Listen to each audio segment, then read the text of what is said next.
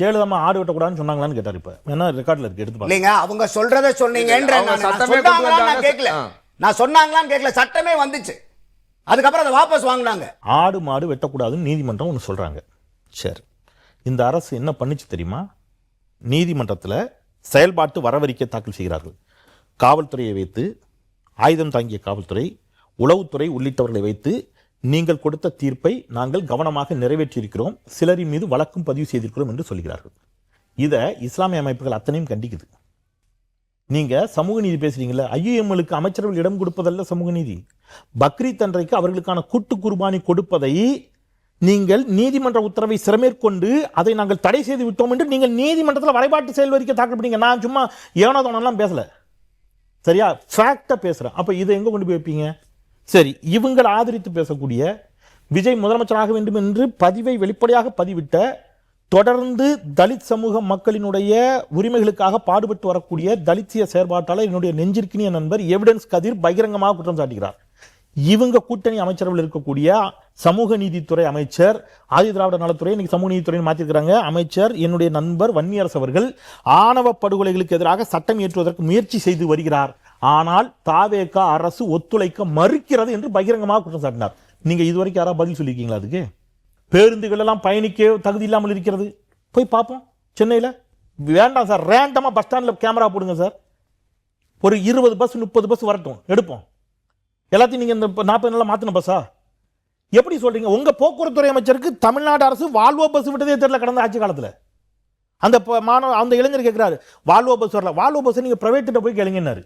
Volvo bus கடந்த திமுக ஆட்சி காலத்தில் விடப்பட்டது கூட அப்ப தெரியலையாங்கிற சர்ச்சை எழுந்துச்சு. அழகா இடுமோன கார்த்தி ஒரு கேள்வி கேட்டார். உங்களுக்கும் தெரியும் சார், எலெக்ஷனுக்கு முன்னாடி அத்தனை விவாதங்களிலும் வேங்கை வயல் வேங்கை வயல் வேங்கை வயல் வேங்கை வயல் வேங்கை வயல் வேங்கை வயலை பற்றி பேசாத ஒரு நிகழ்ச்சி உண்டா? தம்பியே ஒரு 20 நிகழ்ச்சியில் என் கூட வேங்கை வயலை பற்றி பேசியிருப்பாரு.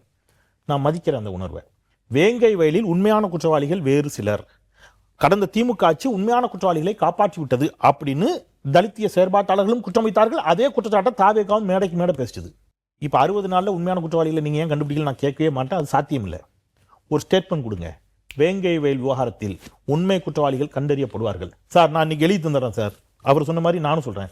நான் வேணா பேப்பர்ல வேணா கொடுங்க, நான் எழுதி தரேன். இந்த 5 வருஷத்துல வேங்கை வயல் விவகாரத்தில் கடந்த திமுக அரசு எடுத்த நடவடிக்கை இருக்குல்ல, அது தப்பு, உண்மை குற்றவாளிகள் வேறு சிலர் தான் என்று இவர்கள் கண்டுபிடிச்சு நிரூபிச்சிட்டாங்கன்னா நீங்க என்ன சொன்னாலும் நான் கேட்கிறேன். அப்போ இது எல்லாத்தையும் நீங்க எதுக்கு பயன்படுத்தினீங்க? அரசியலுக்கு பயன்படுத்தினீர்கள். நீங்க இன்னைக்கு வந்துட்டீங்க சார், இன்னைக்கு திமுக எதிர்க்கட்சி, இப்பவும் திமுகவை கடுமையா திட்டுறாரு. திட்டட்டும், அது அவங்களுடைய உரிமை. ஒன்றிய அரசு வரமாட்டேங்கி சென்ட்ரல் கவர்மெண்ட்ங்கிறாரு. ஏன்னா மத்திய அரசுன்னு சொன்னாலும் மத்திய அரசுன்னு மாத்திட்டார் விஜய்னு கிரிட்டிசிசம் வருது.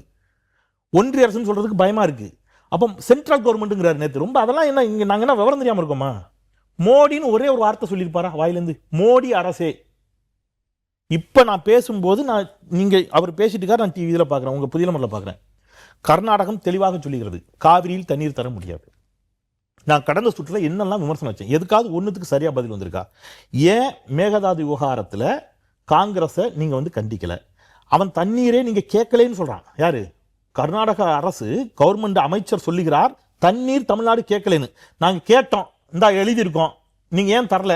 ஆதாரப்பூர்வமா வெளியில விட்டு காங்கிரஸுக்கு பதிலீடு கொடுத்துருக்கணும். சார் விஜய் நான் வேற விமர்சிப்பேன், அரசியல் அது வேற. ஆனா கர்நாடகா வெர்சஸ் தமிழ்நாடுன்னு வந்தா எனக்கு முதலமைச்சர் யார் தான்? விஜய் தான். நான் அவர் பக்கம் நின்று கர்நாடகாவோட சண்டை போட தயாரா இருக்கேன். ஆனா நீங்க ஆவணத்தை வெளியில விடணும்ல. அவர் சொல்றாரு நீங்க தண்ணியை கேட்கலன்னு, அதுக்கு பதில் இல்ல. விவசாயிகள் வேறு வேலை செய்யட்டுங்கிறாரு அமைச்சர், அதுக்கு பதில் இல்ல. விவசாயிகள் மாற்று பயிர் செய்யுங்கிறாரு. ரைட், இதெல்லாம் பேசுறாரு திரு ஆனந்த்ஜி. சொல்லுங்க, இப்ப வந்தே மாதரம் நீங்க தான் சொன்னீங்க. இப்ப வந்தே மாதரம் இது வரைக்கும் நம்ம எங்கேயுமே பயன்படுத்தினதே இல்லை. மத்திய அரசும் ஏற்கனவே ஒரு உத்தரவா சொன்னாங்க. மத்திய அரசு நிகழ்ச்சியில் அதான் சொல்றேன், மத்திய அரசு அவங்களோட நிகழ்ச்சியில பயன்படுத்தலாம்ன்றதான் முதல் இருந்தது. இப்ப இந்த உத்தரவு மூலமாக எல்லா நிகழ்ச்சியிலையும் மாநில அரசும் பயன்படுத்த வேண்டிய சூழல் ஏற்பட்டிருக்கு அப்படின்றதான் புரிஞ்சுக்க வேண்டியது இருக்கு. அதுபோக இப்ப செந்தில் ஏற்கனவே சொன்ன சில குற்றச்சாட்டுகள், ஊழல் பத்தின குற்றச்சாட்டு, பாலியல் வன்கொடுமை பத்தின குற்றச்சாட்டு, இதுக்கெல்லாம் உங்களோட விளக்கம்? நிறைய டைம் எடுத்துக்க முடியாதுன்னு எனக்கும் புரியுது.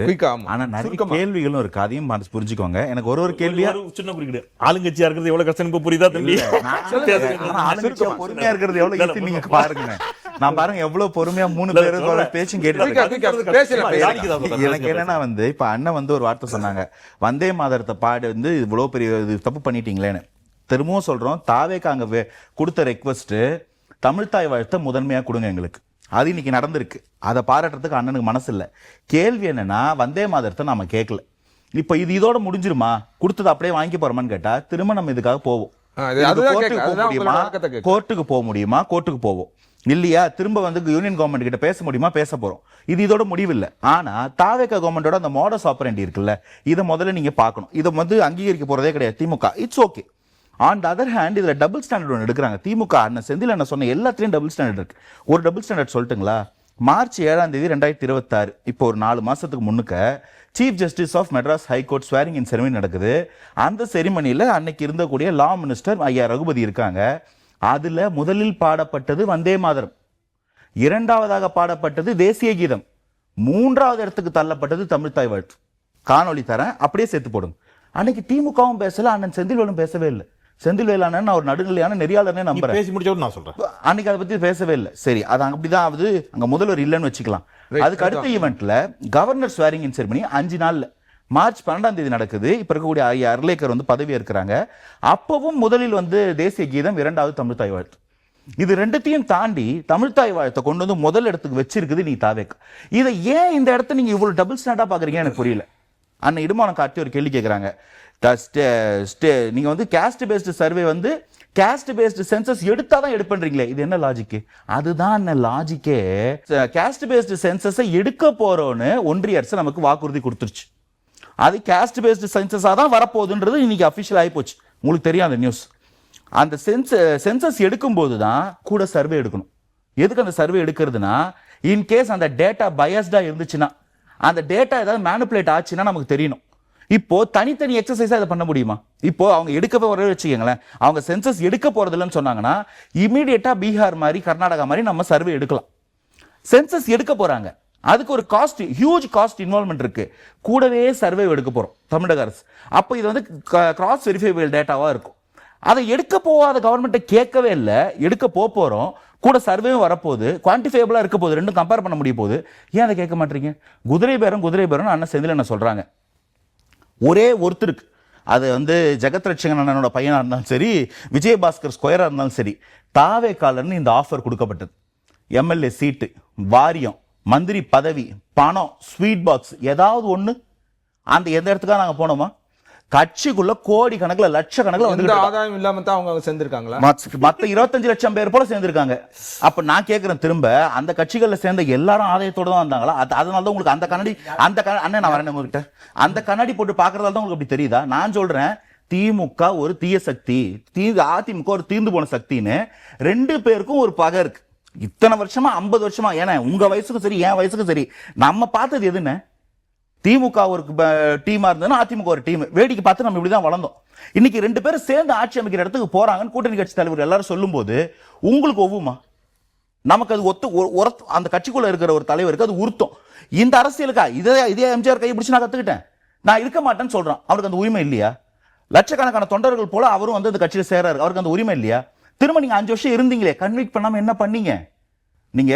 இல்ல, அது மட்டுமே உண்மையான காரணமா இல்ல. நீங்க சொல்ற மாதிரி அது மட்டுமே உண்மையான காரணமா இருந்ததுன்னா இந்த பேச்சு தொடங்க இடத்துல அவங்க வெளியே வந்து இங்க வந்திருக்கணும். இவ்வளவு நாள் ஏன் டைம் எடுத்துக்கிட்டாங்க? உங்களுக்கு மத்த எல்லாத்துக்கும் வந்து 5 வருஷம் ஷார்ட் டைமா இருக்கு, இப்ப மட்டும் 50 நாள் லாங் டைமா மாறிடுது பாருங்களேன். இதுதான் டபுள் ஸ்டாண்டர்ட் சொல்றது. கட்சி மாறினவங்களுக்கு சொல்றேன். முதல்ல 14ஆவது நாள் ரிசைன் பண்ணும்போது என்ன கேட்டீங்க? 14ஆவது நாள் ஒரு 4 பேர் ரிசைன் பண்ணாங்க. என்ன கேட்டீங்க? 14ஆவது நாள் எப்ப பண்றீங்கன்னு கேட்டீங்க. சரி, மிச்ச பேர்லாம் வெயிட் பண்ணி சொல்ற காரணமும் தனிப்பட்ட கருத்துக்கள், அது தனிப்பட்ட கேள்விகளை கேட்க வேண்டியது. நான் சொல்றது இந்த இடத்துல இவங்களுக்கு அவங்க வந்து சாய்ஸ் எடுக்கிறாங்க, அதை அவுட்ரைட்டா சொல்றாங்க. இதை மறுக்க முடியுதா? இன்னைக்கும் ஐயா ஆர்.எஸ். பாரதி தலைமை நிலைய செயலாளர் சொல்றாரு அவங்களுக்கு, என்னப்பா இப்படி சொல்லிட்டீங்க, அதிமுக நாங்களும் பழைய பங்காளிப்பா, என்னைக்கான ஒண்ணு சேருவோம், சம்பந்தம் எல்லாம் திடீர்னு காமன் கேண்டிடேட் எல்லாம் நியூஸ்ல வருது, உங்க நியூஸ்ல எல்லாம் தான் போடுறீங்க, அது எவ்வளவு தூரத்துக்கு உண்மை எனக்கு தெரியல. இப்ப நான் அந்த கேள்விக்கெல்லாம் முகாந்திரம் இல்லாம நான் பதில் கேட்கறேன். நான் இடுமான அண்ணன் சீமான் நிக்க போறேன், நான் கேட்கறேன், அது எவ்வளவு ஒரு அபத்தமா இருக்கும். இன்னைக்கு ஊழல் குற்றச்சாட்டு, ஊழல் பெருச்சாளிகள் எங்களை சொல்றீங்கல்ல, வந்துட்டாங்க அவங்கள சேர்த்துட்டாங்கன்னு ஒரு கேள்வி கேட்கறீங்கல்ல. 2011 நீங்க அம்மையார் ஜெயலலிதா ஆதரிக்கும் போது அவங்க மேல சொத்து குவிப்பு வழக்கு இருந்துச்சு. நீங்க சொல்லுங்கண்ணே, எடப்பாடி ஐயாவையும் ஓபிஎஸ் ஐயாவையும் சித்தப்பாக்கள்னு நீங்க கோட் பண்ணும்போது ஊழல் குற்றச்சாட்டு இருந்துச்சு. சசிகலா அம்மாக்கும் எடப்பாடி அண்ணனுக்கும் நீங்க வந்து சமாதான பேச்சுவார்த்தை நடத்தினார்ல சீமான் அண்ணன், அந்த கட்சி உடஞ்சு போறதை பார்க்க மனசு ஒவ்வொருன்னு சொன்னார்ல, அப்போ அந்த அம்மையார் தண்டனை முடிச்சு வெளில வந்திருந்தாங்க. அவங்களுடைய 4 வருஷ தண்டனை முடிச்சிட்டு வெளியில வந்திருந்தாங்க. இன்னைக்கு அதிமுக பயணத்தை ஆரம்பிச்சு திமுக போய் திரும்ப அதிமுக போய் திமுக வந்த அனிதா ராதாகிருஷ்ணன் அண்ணன் அவங்களுக்கு செய்முறை செய்யறாங்க. இதெல்லாத்தையும் நீங்க ஊழல்ல சேர்ப்பீங்களா? இது ஒரு ஊழல் குற்றச்சாட்டு உள்ள ஒரு திருன்றதுனால அது ஒரு பர்சனலான ஒரு ஃபீல். இதையும் கட்சிக்குள்ள வரது எப்படி அவங்களுக்கு நான் பதவி கொடுக்கலையே, ஒரு கடைநிலை தொண்டனா வராங்க. ரெண்டு விஷயம், ஒன்னு ஊழல் ப்ரூவ் பண்ணப்படல, ரெண்டாவது நாங்க எந்த கமிட்மெண்ட் கொடுக்கல. ஆன் தி அதர் ஹேண்ட் இது டபுள் ஸ்டாண்டர்ட் பாருங்களேன். 35 கோடி ரூபாய் இப்ப கரூர்ல வந்து எம்ஆர் விஜயபாஸ்கருக்கு வாய்ப்பு வழங்கப்படாதுன்னு சொல்றீங்களா? அண்ணே நான் பதில் சொல்றேன். அந்த கேள்வி ஞாபகம் இருக்கு, நான் பதில் சொல்றேன். இப்ப என் கேள்வி என்னன்னா, 35 கோடி ரூபாய் அவுட்ரைட்டா ஊத்தங்கரை எம்எல்ஏக்கு பேரம் பேசியிருக்காங்க 5 பேரை நீதிமன்றம் மேஜிஸ்ட்ரேட் ரிமாண்ட் பண்ணியிருக்காரு. முகாந்திரம் எல்லாம் ரிமாண்ட் பண்ணுவாரா? உங்களுக்கு ஜுடிஷியல் ப்ரொசீடிங்ஸ் தெரியும். சரி, அந்த ப்ரொசீடிங்ஸை பேஸ் பண்ணி அந்த இடத்துல ஏதோ ஒரு ப்ரூஃப், விட்னஸோ எவிடன்ஸோ இருக்க போய் தான் செந்தில் பாலாஜி நாங்கள் கேட்குறோம். கேஸ் கவர்மெண்ட் கேட்குது, கோர்ட்டும் அவங்களுக்கு அதனால தான் லுக் நோட்டீஸ் கொடுக்குது. அதுக்கப்புறமா ஏன் ஓடி ஒளிஞ்சிங்க? குற்றம் இல்லைன்னா வெளியில் வந்திருக்கணும். 9 நாள் நவராத்திரி மாறு வருஷத்தில் சுத்திட்டு 10வது நாள் வெளியில் வரீங்க. அப்பயும் கோர்ட் என்ன சொல்லுது? முகாந்திரமே இல்லை, எப்படி நீங்க ஒரு எம்எல்ஏ விசாரிப்பீங்கன்னு கேட்டுதா? இல்ல டவுட் இருக்கு, காலையில் சாயங்காலம் திருவள்ளிக்கேணியில் போய் கழுத்து போடுன்னு சொல்லிச்சா. ஒரு குற்றச்சாட்டை தாவைக்க மேல வைக்கிறீங்க, முகாந்திரமே இல்லை. அதே குற்றச்சாட்டு திமுக மேல இருக்கு, ஏன் நடுநிலையாளர்கள் கேட்க மாட்டீங்க?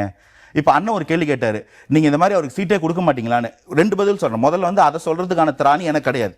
இன்கேஸ் அந்த இடத்துக்கு வர போறோம்னா, அந்த இடத்த பேச போறோம்னா, நாங்க அவருக்கு அதிமுக இருந்த கேடர் எக்ஸ் அமைச்சர்ன்ற குவாலிஃபிகேஷன்ல கொடுக்குறோமா, தாவேக்காவுடைய தொண்டன்னு கொடுக்குறோமான்றது கட்சி தலைமை முடிவு எடுக்க வேண்டிய விஷயம்.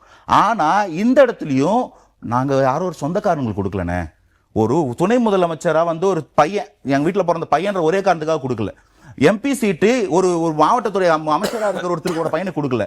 இந்த இடத்துல கட்சி ஒரு 4 ஆர்மிக்கு தடுக்கும். நான் சொல்றேனே, ஒரே நாள்ல எல்லாத்தையும் மாத்தி போட முடியாது. Winners don't do different things, they just do things little differently. அது போல இங்க இருக்கக்கூடிய எல்லாத்தையும் ஒரு நாள்ல கழிச்சு போட முடியாதுண்ணே. இப்போ நான் என்ன பொறுத்து எடுத்துக்கங்களேன், நான் வந்து திமுக ஓட்டு போட்டேன் 2021. அதிமுக தாவேக்குள்ள நான் வரேன்னு சொன்னோன்னே ஒன்னு போட்டு யாரை கேட்டா நீ தாவேக்குள்ள திமுக ஓட்டு சொல்ல முடியுமா? அப்படி ஓட்டு போட்ட 1.25 கோடி பேர் தான் இன்னைக்கு வந்து தாவே ஓட்டு போடுறான். அது மாதிரி ஒரு வாய்ப்பு எம்ஆர் விஜயபாஸ்கருக்கு சி விஜயபாஸ்கர் ஏன் இருக்கக்கூடாது நான் கேட்கிறேன். அறிவுபூர்வமா விவாதிக்கக்கூடியவருங்கிற முறையில் இந்த கேள்வி உங்ககிட்ட கேட்கிறேன். சாரி.